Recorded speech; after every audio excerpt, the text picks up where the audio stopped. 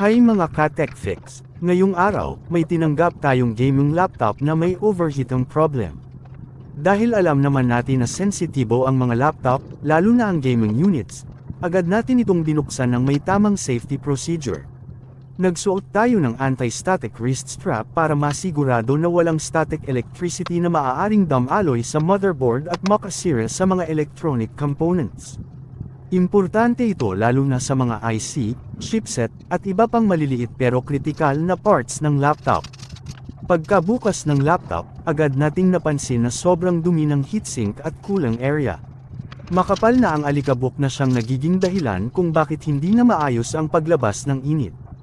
Kaya kumuha tayo ng soft brush at dust cleaner upang dahan-daang linisin ang heatsink, fan, at airflow path.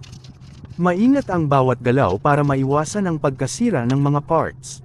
Matapos ang masusing paglilinis, tinanggal natin ang lumang thermal paste at thermal pads.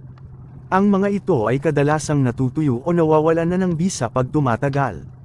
Pinalitan natin ng bagong high-quality thermal paste at tamang kapal ng thermal pads, lalo na sa mga critical parts tulad ng processor, CPU, graphics card, GPU, at memory.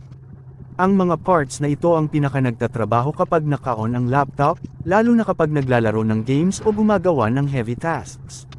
Kung iisipin, ang CPU at GPU ay parang makina ng sasakyan, sila ang nagbibigay ng lakas at performance. Kapag nag-overheat ang mga ito, siguradong babagal ang takbo, magkakalag, o worst case, bigla na lang mag-shutdown ang laptop. Kaya mahalagang maayos ang cooling system para mapanatili ang tamang operating temperature at mas humaba ang buhay ng laptop. Pagkatapos ng maintenance, mas maayos na ang cooling, mas tahimik na ang fan, at mas stable na ang performance ng gaming laptop.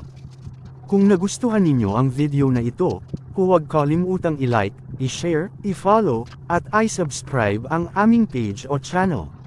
Malaking tulong po ito sa amin bilang mga content creator.